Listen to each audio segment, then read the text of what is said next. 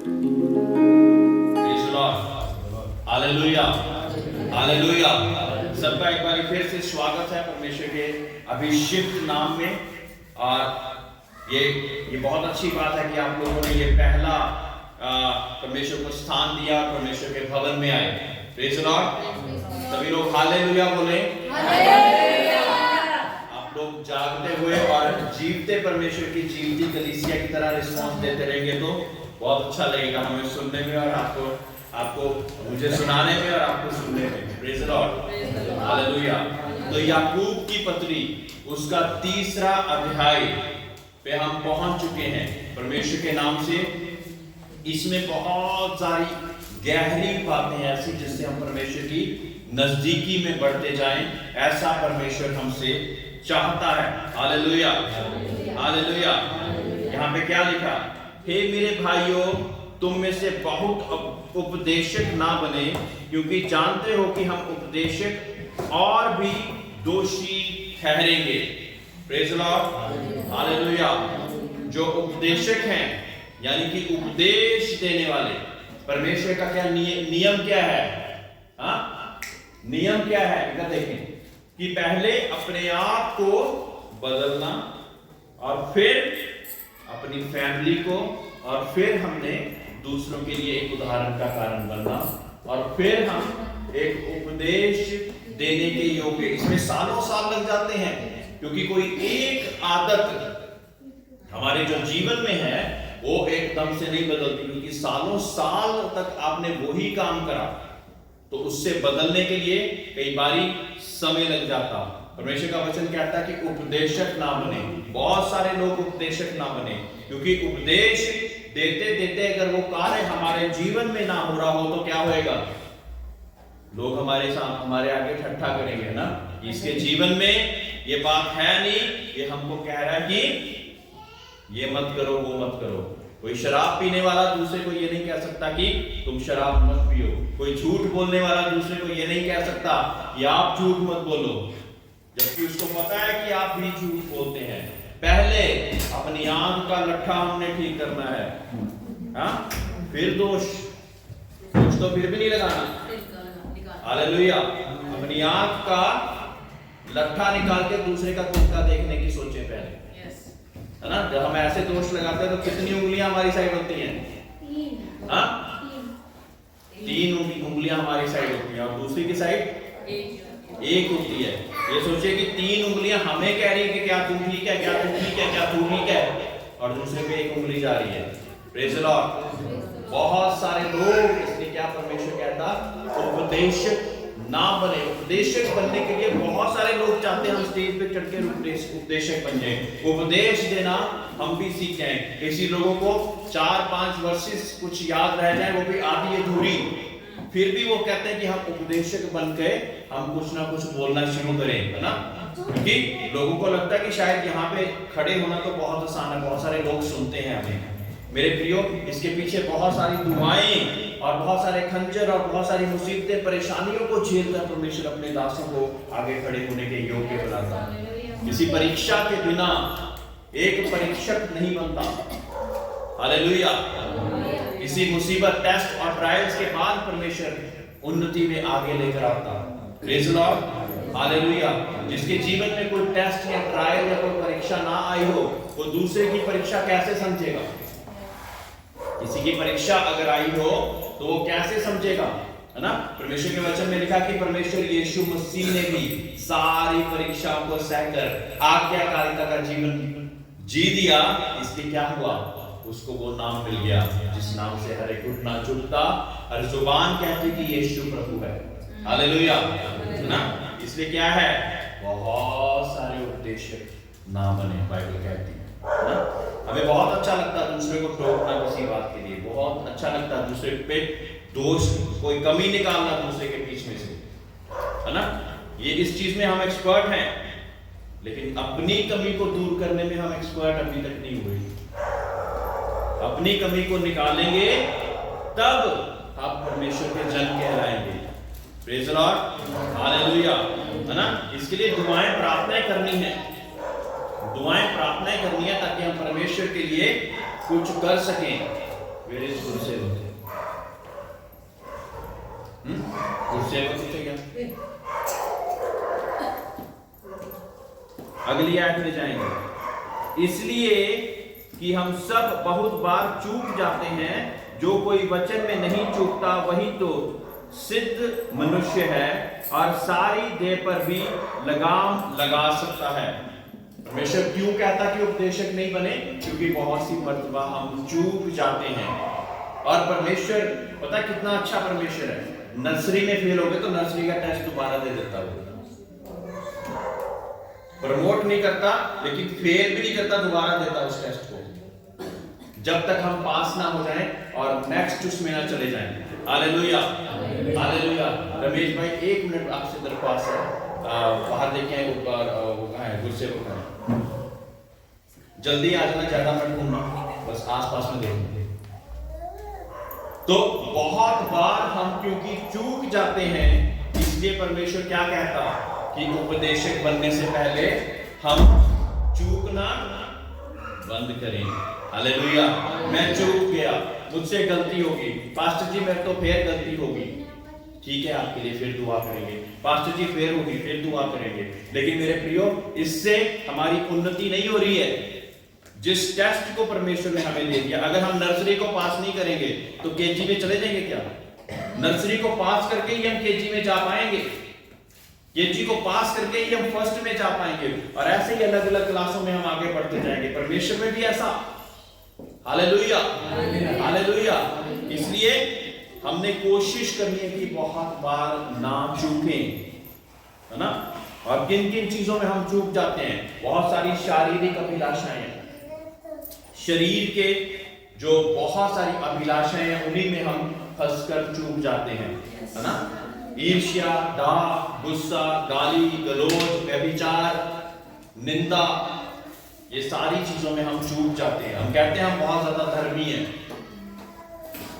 परमेश्वर के वचन में एक जगह पे लिखा, अगर हम कहते हैं कि हम धर्मी और हम में कोई भी पाप नहीं, तो हम उसको कहते हैं कि परमेश्वर तुम्हें गलत बोल दे, क्योंकि परमेश्वर ने क्या किया, क्या बोला कि सबने पाप किया और परमेश्वर की महिमा से दूर है। तो कोई ये कहे कि मैं तो बिल्कुल परफेक्ट हो गया, प्रेज़ द लॉर्ड, ऐसा कोई है? किसी ने देखा ऐसा कोई परफेक्ट व्यक्ति? परफेक्ट बनाकर हमें परमेश्वर वहां पे लेके जाएगा। और एक डर और भय के साथ हमने अपनी हर एक चूक को साफ करते करते, हटाते हटाते हम परमेश्वर के स्वर्गराज के अधिकारी बन जाते हैं। Praise the Lord, hallelujah. ये ना हो कि जिस मिस्टेक को, जहां पे मैं 10 साल पहले चूकता था, आज भी वहीं पे चूक रहा हूं। 10 साल पहले भी गाली गलौज, आज भी गाली गलौज, पहले भी निंदा, अब भी निंदा, पहले भी ईर्ष्या, अब भी ईर्ष्या, पहले भी डाह, अब भी डाह। तो क्या फर्क आया फिर? कोई फर्क नहीं आया फिर। प्रेज़ द लॉर्ड, क्या फर्क आया? कोई भी फर्क नहीं आया। परमेश्वर चाहता कि अपनी गलतियों को सुधार कर हम आगे बढ़े, है ना। क्या हम करना चाहते हैं ऐसा? इसमें हमारी चाह बहुत ज्यादा मैटर करती है। अगर हम ही नहीं चाहेंगे अपने आप को सुधारना, तो फिर कोई भी आपको सुधार नहीं सकता। हम अगर चाह रखेंगे तो परमेश्वर से सामर्थ्य मांगेंगे, परमेश्वर मैं इन चीजों पे चूक जाता हूं, मुझे तू ताकत दे, मुझे तू सामर्थ्य दे। हालेलुया। जिस व्यक्ति के लिए शराब पीना पाप नहीं है, वो शराब तो पीता रहेगा। जो गलती को महसूस ही नहीं कर पा रहा कि ये गलत है, तो उसको छोड़ेगा क्या? वो कहेगा ठीक है। और दुष्ट चाहता कि आप अनआज्ञाकारिता का जीवन जिए, अनआज्ञाकारिता का जीवन जिए। जो पाप है उसको पाप ना समझे, इसी वजह से आप अनआज्ञाकारिता का जीवन जिए और परमेश्वर की बरकतें आप पर रेस्ट ना करें। वो चाहता है कि आप गुमराह रहें, आप धुंधलेपन में रहें। नहीं, इससे तो कुछ नहीं होता, ये कर दिया, नहीं, इससे कुछ नहीं होता। हल्के से पटाखे तो जलाए थे, क्या हो गया? दिया जला रहा था, उससे क्या हो गया? यीशु मसीह भी तो जगत की ज्योति है। ऐसी बहुत सारी बातें बोल कर ना हम अपने आप को तसल्ली दे देते हैं, लेकिन जब वो स्वर्ग का तराजू हमारे सामने आता है जो दूध का दूध और पानी का पानी कर देता है, उसके सामने हम कहीं पे भी ठहर नहीं पाएंगे। Praise Lord, hallelujah, hallelujah. फिर क्या हुआ? हल्की सी गाली तो कोई भी दे देता है, मुझे बताओ कौन नहीं देता? मेरे से भी निकल गई तो क्या होगा? मेरे प्रियो, मैं किसी दिन बताऊंगा, ये छोटी छोटी चीजें जिससे द्वार खुलते हैं, द्वार खुल जाते हैं। और जब द्वार खुलते हैं तो आपकी जीवन में तंगी, मुसीबत, बीमारी और कई बार दुष्ट आत्माएं भी आकर वास करने लग जाती हैं उन द्वारों के द्वारा। अगर ये चीजें हम नहीं चाहते तो हम परमेश्वर की आज्ञाकारिता का जीवन हम जीना शुरू करें। और आज्ञाकारिता हमने क्यों करनी है? इस वजह से नहीं कि हमें दंड मिलेगा, हम नरक में जाएंगे, केवल ये वजह नहीं है। वजह क्या है? क्योंकि उसने हमसे बहुत प्यार किया। कहते कि जो बहुत अच्छे हैं उनसे तो सभी लोग प्यार करते, लेकिन जो बहुत ज्यादा पाप में और शापित थे उनसे प्यार किसने किया? प्रभु यीशु मसीह ने। जब उसने हमसे प्यार किया तो उसके बदले में हम उसको क्या देना चाहते हैं? हालेलुया। उसके बदले में हम उसको क्या देना चाहते हैं? जिसने कोड़ों की बात हमारे लिए सह ली, कांटों का ताज अपने सिर पर रखने से एक भी बार नहीं चूका, सारा लहू उसके शरीर से बह गया, एक एक लहू का कतरा बह गया, और फिर भी उसने ऊं तक नहीं करी। कहते हैं कि अगर परमेश्वर आदेश देता तो लीजन्स ऑफ एंजल्स, परमेश्वर की कितने ज्यादा स्वर्गदूतों की पलटने उसको आदेश को मानने के लिए आ जाते है ना। और पीछे से मैं कुछ परमेश्वर के स्वर्गदूतों के बारे में देख रहा था, तो वहां पे क्या था कि जो माइकल परमेश्वर का महान स्वर्गदूत है, यूरियल, और ऐसे कितने स्वर्गदूत अपनी वो इतनी ज्यादा, जो कि पूरे नेशंस को, पूरे देश को ऐसे तबाह करने वाले लोग हैं, वो ऐसे बैठे हुए कि परमेश्वर को एक शब्द बोल, लेकिन उसने नहीं बोला। किसके नहीं बोला? मेरे और आपके लिए। नहीं तो मेरा और आपका उद्धार का और मुक्ति का कारण कोई नहीं बन पाता। कितने आए वीर पैगंबर महात्मा, मर गए, कभी नहीं जिंदा हुए, मुक्ति का कारण कोई नहीं बना। पाप को जीतने आए थे, खुद ही पापी होकर मर गए।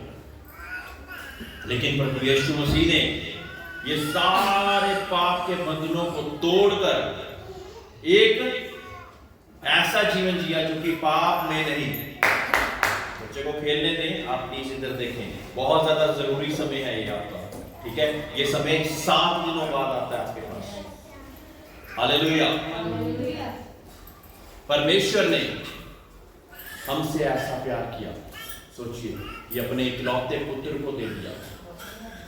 और हम क्या थे? हम कुछ भी ऐसे नहीं थे, हम कोई बड़ी काबिलियत नहीं थी हमारे जीवन में, जिसके लिए स्वर्ग सिंहासन को छोड़कर परमेश्वर का इकलौता पुत्र हमारे बीच में आ जाए, ताकि हमारे लिए मुक्ति और उद्धार का जीवन हमें दे दे। हमें वो दाम दे के नहीं मिला, हमें मुफ्त में मिला, लेकिन दाम किसने चुकाया? प्रभु यीशु मसीह ने सारा लहू बहाकर हमारा दाम चुका दिया, ताकि जो जनरेशनल पाप कर्सेस लहू के द्वारा हमारे जीवन में आते, उन सबको वो काट डाले। Praise the Lord, hallelujah, hallelujah. इसलिए क्या है? हमें परमेश्वर के अनुसार आज्ञाकारिता का जीवन, है ना, नम्रता का जीवन जीना बहुत ज्यादा जरूरी। जब हम अपने वश में करने के लिए घोड़ों के मुंह में लगाम लगाते हैं, तो हम उनको सारी देखी भी घुमा सकते हैं। देखो, जहाज भी यदि ऐसे बड़े होते हैं और प्रचंड वायु से चलाए जाते हैं, तो भी एक छोटी सी पतवार के द्वारा माझी की इच्छा के अनुसार घुमाए जाते हैं। वैसे ही जीभ भी एक छोटा सा अंग है और वह बड़ी बड़ी डींग मारती है। मेरे प्रियो, घोड़ों को घुमाने के लिए एक ऐसी लगाम डाली जाती है, जिस साइड जो घुड़सवारी जानते हैं वो जानते हैं कि एक साइड खींचते हैं, घोड़ा उसी साइड मुड़ जाता है। और जिसने जहाज में, पानी के जहाज में जिसने ट्रैवल किया है, वो जानते हैं कि पानी की जहाज में एक पतवार होती है, वो उस हिसाब से उसको जिस साइड मोड़ना होता है, वो पानी की डायरेक्शन को ऐसे ऐसे मुड़ के वो उस साइड मुड़ जाती है। लेकिन एक जीभ है जो कि जीभ में हड्डी होती है। क्या ये शरीर का सबसे मजबूत अंग है? लेकिन बहुत सारे मजबूत अंगों को भी ये हिला देती है। हालेलुया। ये बहुत ज्यादा मजबूत अंग नहीं है, लेकिन फिर भी बहुत सारे अंगों को ये हिला देती है, बहुत सारे अंगों को हिला देती है। Praise the Lord. इसी जीभ से परमेश्वर के वचन में आगे लिखा कि हम इसी जीभ से परमेश्वर का धन्यवाद देते और इसी जीभ से परमेश्वर के बनाए हुए लोगों को गाली देते, बुरा भला कहते। परमेश्वर कहता कि एक ही पेड़ से क्या मीठा और कड़वा फल निकल सकता है, लेकिन ये हमारे कुछ ऐसे फल पेड़ हैं जिनके बीच में से सब कुछ निकलता है। संडे को तो बच्चे कह रहे थे, संडे को तो स्वर्गदूत, बाकी दिन भूत। मैंने सुना चलते चलते। तो ऐसा हमारा जीवन नहीं होना चाहिए, है ना। संडे को हम स्वर्गदूत जैसे बन के आ जाएं और बाकी दिन तू मैनू जानता नहीं मैं कौन है। और इस बात का घमंड करते हैं, इस बात का घमंड करते हैं, मेरा गुस्सा ते तो पता नहीं कितना खराब है। बेटा इस बात का क्या घमंड कर रहे हो? गुस्सा तो किसकी ओर से आता है ना, जो गुस्से का प्रभु है। गुस्से का प्रभु कौन है? ये स्वभाव परमेश्वर का है क्या? ये तो दुष्ट का स्वभाव है। तो अगर हमारा गुस्सा बहुत ज्यादा भयंकर है तो हम किसकी संतान है? देखिए, है ना। तो क्या जरूरी है कि इन चीजों पर हमें कंट्रोल करना आना चाहिए। जीभ को कंट्रोल कहते कोई भी नहीं कर पाया।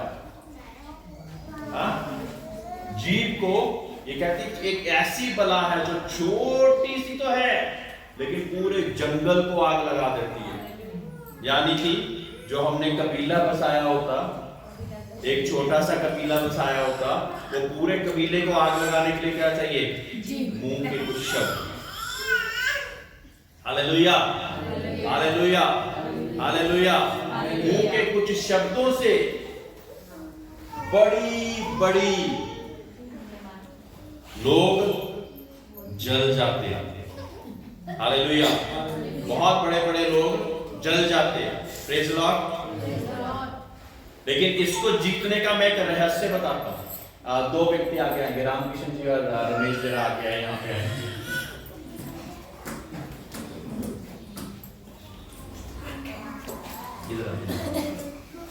ठीक है। अब ये व्यक्ति मान के चलिए, ऐसा देखिए ना, अब ये व्यक्ति हैं जो कि अपना जीभ को इस्तेमाल करके एक व्यक्ति को गिराना चाह रहे हैं। ठीक है। तो ये ऐसे सिर्फ मुंह हिला के ना ऐसे ऐसे डांटना शुरू कीजिए और आपने कोई भी जवाब नहीं देना। ठीक है। बोलिए, ऐसे कुछ कुछ बोलना, ऐसे मुंह से ना, सिर्फ लिप मूवमेंट करना है, ऐसे ऐसे करके मुंह से ऐसे। देखिए, हंसना नहीं है, सीरियस एक्ट है ये। वीडियो बन रही, वीडियो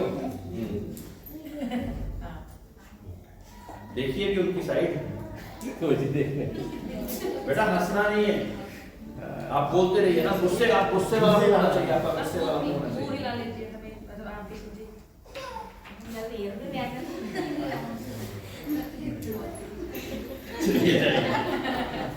तो क्या था कि एक व्यक्ति दूसरे पर लगातार कुछ कुछ बोली जा रहा है। एक व्यक्ति दूसरे को कुछ कुछ लगातार बोली जा रहा है। ठीक है। और दूसरा व्यक्ति केवल चुप रह रहा है, बीच में मुस्कुरा भी रहा है। क्या होगा? गुस्सा बढ़ेगा कि वहीं शांत हो जाएगा? है ना। कई लोगों की गुस्सा करने की कैपेसिटी 5 मिनट की है, कईयों की 10 मिनट की है, कईयों की घंटे भी हो सकती। उतनी ही बर्दाश्त हमें बढ़ानी पड़ेगी। ठीक है। जहां जवाब दिया वहां पे हम भी उसके उसमें वश में आ गए। Praise the Lord, hallelujah, hallelujah. एक वीडियो देख रहे थे हम, वहां पे क्या था कि जो गुस्सा करने वाला और दोष लगाने वाला व्यक्ति है ना, वो उसके पीछे बहुत सारी दुष्ट आत्माएं हैं जो कि एक धर्मी जन को खराब करने के लिए आई हुई है। ठीक है, ऐसा सोच के देखिए। और वो लगातार लगातार ऐसा चीज कर रही कि कैसे मैं दूसरे पे भी हावी हो जाऊं ना, और पूरी कोशिश, अलग अलग गालियां, गलोच, ये सारी चीजें करके, और धर्मी जन केवल ऐसे खड़ा हुआ। लेकिन जहां पे उस धर्मी जन ने जवाब दिया तो कंट्रोल क्या हो गया? कंट्रोल उस पर भी किसने ले लिया? दुष्ट ने कंट्रोल ले लिया। मेरे प्रियो, इसलिए बहुत ज्यादा केयरफुल होने की जरूरत है, बहुत ज्यादा सावधान होने की जरूरत है। कोई और व्यक्ति हो सकता है परमेश्वर की संतान ना हो, है ना, और आप अगर परमेश्वर की संतान है तो हमें आंसर, उत्तर कैसे देना है? उत्तर कैसे देना है हमें? हाँ, बहुत ही ज्यादा नम्रता के साथ, और एकदम से वो गुस्सा ऐसे कि जैसे बैलून होता है ना, ऐसे फूल के आएंगे वो, और जब आपकी तरफ बात करेंगे और ऐसे ऐसे ऐसे ऐसे ऐसे करते ऐसे हो जाएंगे कि इसको तो गुस्सा ही नहीं आ रहा, इसको तो कितना उकसाया मैंने, कितना बुरा भला कहा, है ना। मैंने आपको शायद उदाहरण भी एक दो बार दिया था। हम हिमाचल जा रहे थे, हिमाचल में हन्ना मेरे साथ थी, और गाड़ी हम चलाते चलाते ना बातचीत भी कर रहे थे, और वहां के रास्ते, क्योंकि पुल वगैरह और बहुत सारी चीजें बन रही थी, तो हमने कहीं से टर्न जो था वो हमें भी नहीं पता कि वहां से गलत टर्न कर दिया, लेकिन एक व्यक्ति आ रहा था, उसको ये बात बहुत ज्यादा बुरी लगी, हो सकता है उसकी गाड़ी हमारे शायद बिल्कुल पीछे थी। हम जब आगे गए तो उसने अपने अपने बच्चों को संभाले, कितने कितने बच्चे हैं उतने उतने संभालने की ताकत हमने रखनी है। ठीक है, प्रेज़ द लॉर्ड। तो क्या हुआ, उस व्यक्ति ने वो गाड़ी हमारे पीछे लगा ली, ठीक है, और बहुत ज्यादा गुस्से में और हमें ओवरटेक करके ना हमारे आगे गाड़ी उसने लगा ली। और जब गाड़ी आगे लगा ली, हमें पता भी नहीं, हम अपने नाम आराम से बातचीत कर रहे हैं, कोई बात हुई भी है, हमें पता ही नहीं कि कुछ गलती शायद हो गई है, हमें कुछ भी नहीं पता। और वो व्यक्ति कहता शीशा डाउन करो, बाहर आओ। हमने कहा कि क्या हुआ?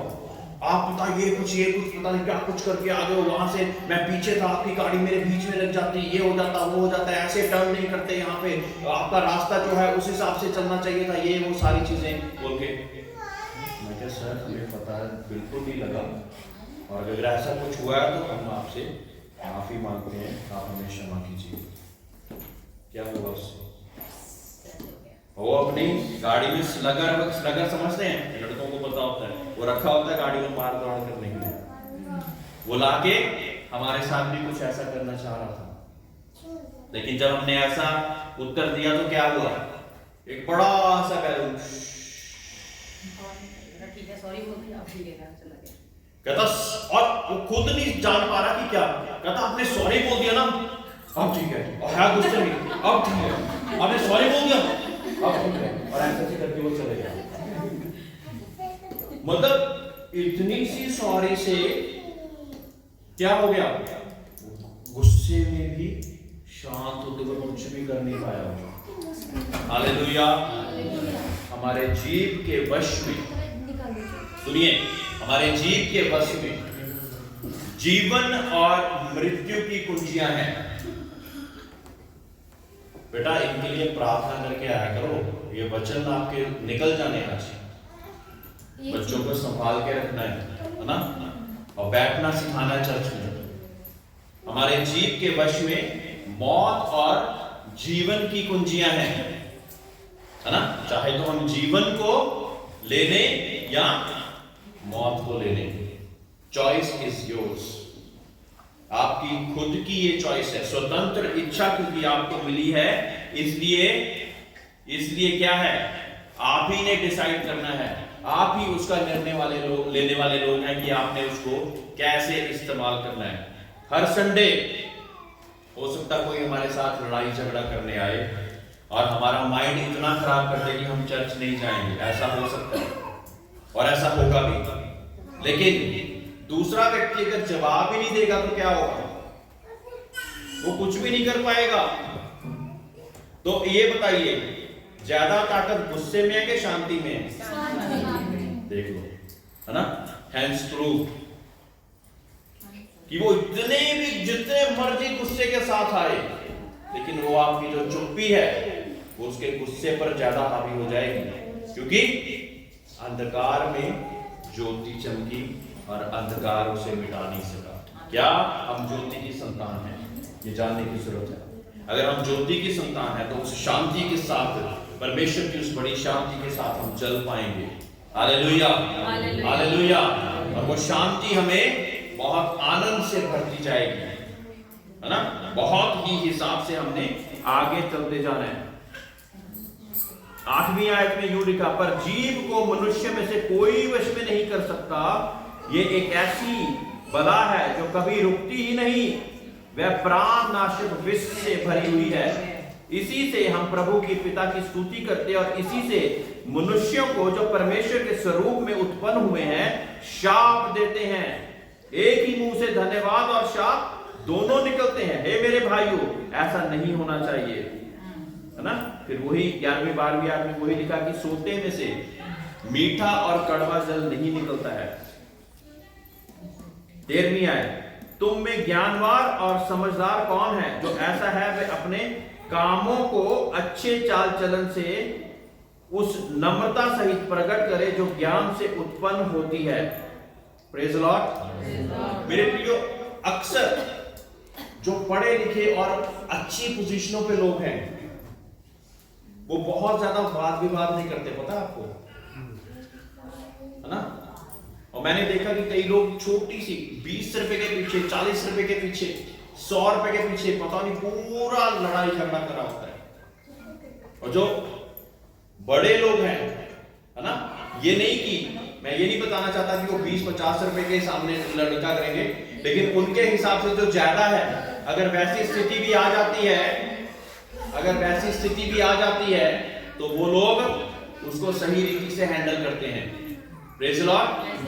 बड़ी ही शांति के साथ, क्योंकि शांति तमाम रुपयों से भी ज्यादा मूल्यवान है। हालेलुया।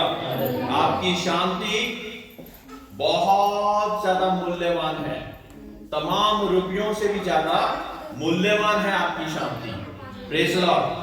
आप उसको कितना मूल्य देते हैं ना। बुद्धिमान व्यक्ति, परमेश्वर ने साफ साफ लिखा कि जो ज्ञानवान है वो समझदारी से, अपने चाल चलन से उस चीज को, उस समझ को दिखाता है। Praise Lord. Hallelujah. Praise Lord. Praise Lord. जिसका भी फोन आता है ना, संडे को हमने फोन फास्टिंग करनी है। फोन फास्टिंग क्या है? हमने 9 से 5 तक हमने फोन नहीं इस्तेमाल करना, है ना। और जिन लोगों को इस बात का नहीं पता, अगर फोन आ गया, बहुत इमरजेंसी कॉल है, आप बाहर जाके, ताकि बाकी लोग तो वचन सुन पाए, ठीक है। Praise Lord. हालेलुया। 14वीं आयत, पर यदि तुम अपने अपने मन में कड़वी धा और विरोध रखते हो तो सत्य के विरोध में घमंड ना करना और ना तो झूठ बोलना। अब सत्य आप बोल सकते हैं तो इसके कारण हमने घमंड नहीं करना है। मैं तो प्रभु का जन हूं, मैं तो उस कलीसिया में जाता हूं, इसका क्या घमंड है? क्या घमंडी लोग स्वर्गराज के अधिकारी होंगे? नहीं। और जो गलत कर रहा है उस पर हम अपनी वो बोलते जाएंगे कि तू तो चर्च में नहीं जाता है, तू तो ऐसा है, तू तो वैसा है। ये क्या चीज को दर्शाता है? कि मैं वैसा नहीं हूं, तू वैसा है। ऐसी प्रार्थना सुनी जाएगी हमारी? नहीं। हाँ, है ना। मैं अक्सर वो उदाहरण देता जहां पे एक टैक्स कलेक्टर, एक चुंगी लेने वाला परमेश्वर के भवन में आता बाइबल में और एक धर्मी जन। धर्मी जन क्या कहता? अपने आप को जो धर्मी कहता है, मैं उस चुंगी लेने वाला जैसा नहीं, मैं दान दशवान देने वाला प्रभु परमेश्वर, मैं तो चर्च में जाने वाला व्यक्ति हूँ, ये है वो है, मैं तो उपवास भी रखता, मैं सारे काम करता, और फिर अपनी विनती को परमेश्वर के सामने रखता। कहते जो चुंगी लेने वाला था उसने अपनी आंखों को भी परमेश्वर के सिंहासन के सामने उठाने का ना सोचा, शर्मिंदा था। उसने क्या कहा? परमेश्वर मुझ पे दया कर। तो किसकी प्रार्थना सुनी गई?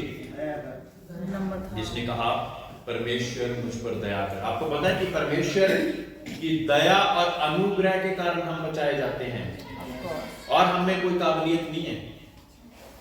ये हमें, इससे हम सचेत हो जाएं तो क्यों डींगे मारनी, मुंह से डींगे मारनी ना जीभ, मैं तो ये हूं, मैं तो वो हूं, डींगे नहीं मारनी, ठीक है। क्योंकि जो परमेश्वर जो सबसे बड़ा है, सबसे उत्तम है, वो जानता कि आप क्या हैं। मिट्टी में हैं, मिट्टी से बनाए गए हैं, और एक दिन मिट्टी में ही मिल जाएंगे। Praise the Lord. हमारे साथ क्या जाएगा,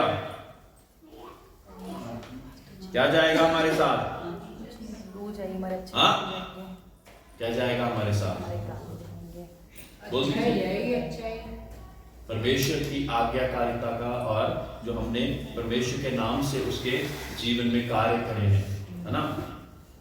praise the Lord. Praise the Lord. क्योंकि जहां डाह और विरोध होता है वहां बखेड़ा और हर प्रकार का दुष्कर्म भी होता है, पर जो ज्ञान ऊपर से आता है वह पहले तो पवित्र होता है, और फिर मिलनसार, कोमल और मृदु भाव और दया और अच्छे फलों से लदा हुआ और पक्षपात और कपट रहित होता है, मिलाप कराने वाले धार्मिकता का फल मेल मिलाप के साथ बोते जाते हैं।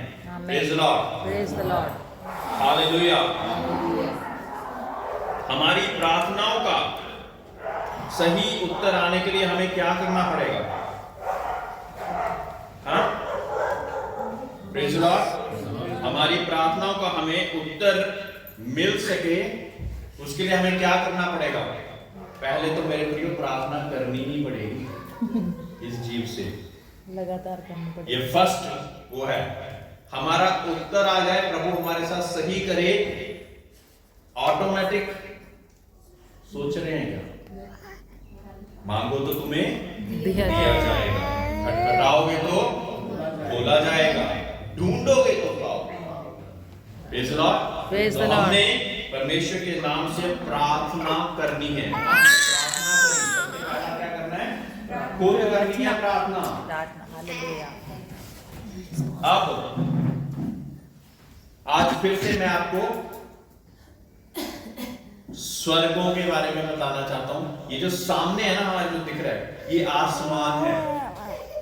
आसमान और स्वर्ग में फर्क है? जैसे बादशाह साहब ने पिछली बार बताया था कि पहला, दूसरा, तीसरा स्वर्ग, ठीक है। तो पहला आसमान है, उसके ऊपर भी एक और आसमान है, ठीक है, जहां पे दुष्ट और उसकी ताकतें हमारी प्रार्थनाओं को रोकती। अब प्रार्थना कर दी, ये पहले आसमान पर, फर्स्ट आसमान पर पहुंची। इंग्लिश में दोनों को ही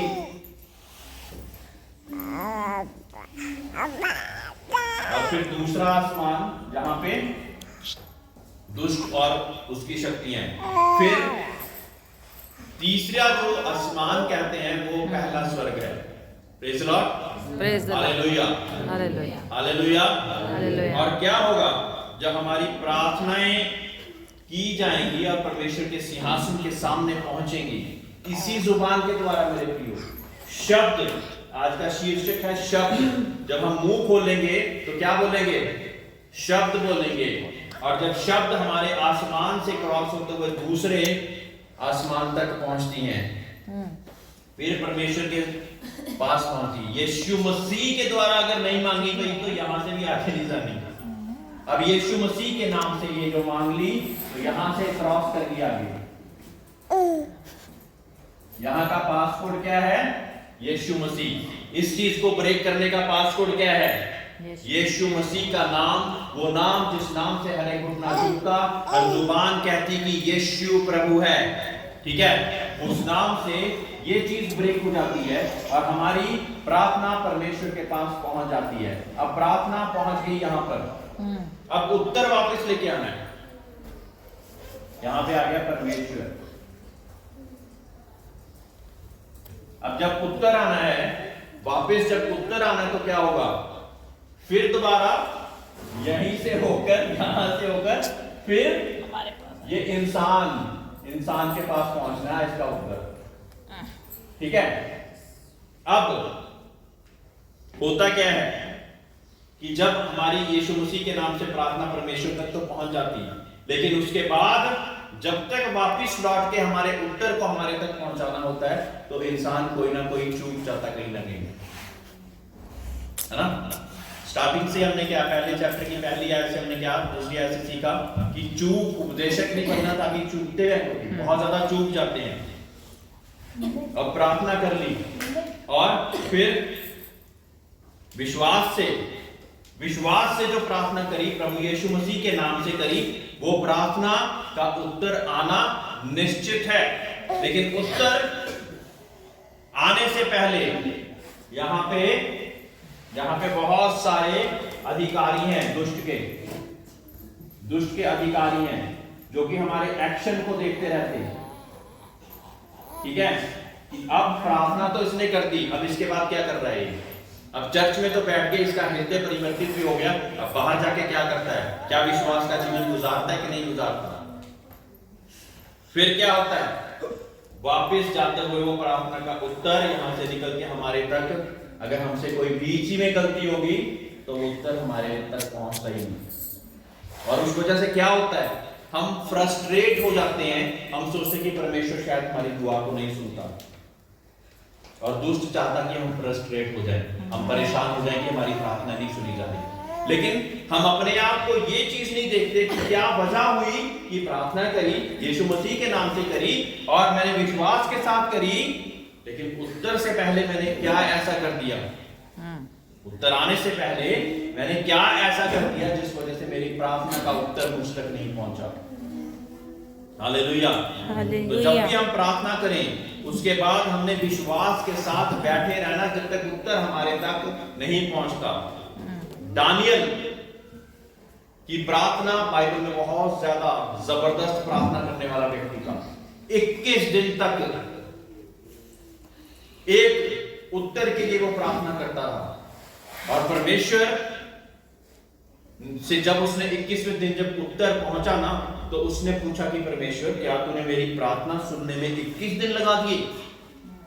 और परमेश्वर ने क्या कहा? परमेश्वर के स्वर्गदूत के द्वारा कि प्रार्थना तेरी पहले दिन सुन ली गई थी। हालेलुया। तेरी प्रार्थना पहले ही दिन सुन ली गई थी। लेकिन यहां पे जहां पे दुष्ट के अधिकारी बैठे हुए हैं, प्रिंस ऑफ पर्शिया, हर एक स्टेट में एक दुष्ट ने अपना अधिकारी छोड़ा हुआ। वो पर्शिया की बात है। पर्शिया जानते एक जगह है, जगह का नाम है। तो वहां पे प्रिंस ऑफ पर्शिया यानी कि जिसको दुष्ट ने अधिकार दिया कि इस जगह की प्रार्थना का उत्तर तूने इंसानों तक नहीं पहुंचने देना। कहता उसने मुझे, वो इतना ज्यादा जबरदस्त था कि वो उसने मेरी प्रार्थना को मेरे तक आगे तक नहीं पहुंचने दिया। कहते फिर खुदा बाप ने माइकल स्वर्गदूत को भेजा ताकि उसको पीछे हटाए और मैं तेरी प्रार्थना तेरे तक लेके पहुंचूं। अब कहता वो वहीं पे है, तेरी प्रार्थना तेरे तक पहुंचा के मैंने फिर दोबारा उससे युद्ध करना है ताकि किसी और की प्रार्थना ना रोके। हालेलुया। स्वर्ग में ऐसी बहुत सारी चीजें होती रहती जो कि हमारी आंखों को नहीं दिख रही हैं, जो अनदेखी जो दुनिया है ना, वो देखी हुई दुनिया से भी ज्यादा जबरदस्त और भयंकर है। पता है आपको इस बात का? अगर हम घुटनों प्रार्थनाओं में जो चीज की शांति प्राप्ति कर लेंगे, उन चीज का उत्तर आने में आपको समय नहीं लगेगा। कई लोग अपना सारा दिमाग, अपना सारा तन मन धन दौड़ भगाई इन सारी चीजों में लगा देते, लेकिन प्रार्थना भूल जाते जिसके द्वारा तो हमने ब्रेक थ्रू लेकर आना था। परमेश्वर के सिंहासन के सामने अगर अप्रूवल आ गया तो क्या कोई रोक पाएगा? है ना? केवल आप रोक सकते हैं अगर आपका मन फिर द्वारा संदेह में आ जाए, डाउट में आ जाए। हालेलुया। डाउट के साथ एकदम से दुष्ट उसके कार्यकर्ता बहुत ज्यादा एक्सपर्ट है, फटाफट पहुंचते और उसको बहुत बड़ा कर देते, संदेह को बहुत बड़ा कर देते, डाउट को बहुत बड़ा कर देते, और आप कहते कि मेरी प्रार्थना का उत्तर ही नहीं आ रहा, और आप परेशान हो जाते और कई बार परमेश्वर को भी कोसना शुरू कर देते। Praise the Lord. Praise the Lord. दुष्ट तो यही चाहता, अनाज्ञाकारिता का जीवन, जीभ से तू कुछ तो गलत बोल ताकि मैं अधिकार ले सकूं, और जब ही गलत बोलते एकदम से अधिकार दूसरी साइड चले जाता। Praise the Lord. ये बहुत ज्यादा गहरी बातें हैं, और मैं ये सोच के नहीं आपको ये बातें बता रहा कि आप लोग बहुत ज्यादा पढ़े लिखे नहीं है। मैं ये सोच के बता रहा हूं कि आप प्रार्थनाओं का उत्तर हमने कैसे परमेश्वर से हासिल करना उसको सीख सके। जीभ का सही इस्तेमाल करके, अपने शब्दों का सही इस्तेमाल करके। आप सोचिए, परमेश्वर ने शब्दों के द्वारा पूरे संसार को रच दिया, तो ये शब्द कितने ज्यादा जबरदस्त होंगे। Yes, hallelujah. हालेलुया। शब्दों के द्वारा परमेश्वर के महान महान प्रचारक मुर्दों को कहते हैं उठ जाओ, और वो उठ जाते हैं। ये शब्द हैं।